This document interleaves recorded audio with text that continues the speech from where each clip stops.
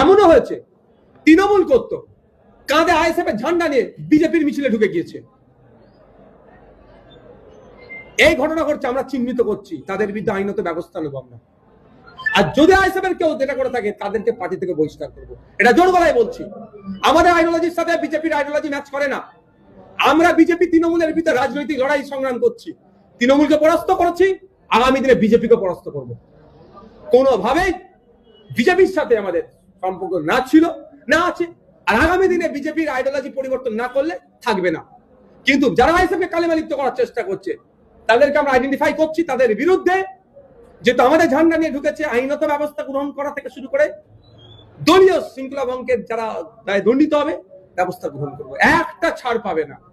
এক সময় তৃণমূলের গলার কাটা হয়েছিলেন নারাজুল ইসলাম, এখন কি তিনি আইএসএফ এর গলার কাটা হচ্ছেন? না দিকে গিয়ে নেমে যে ধাক্কা লাগছে? না না না, মোটেও নয়।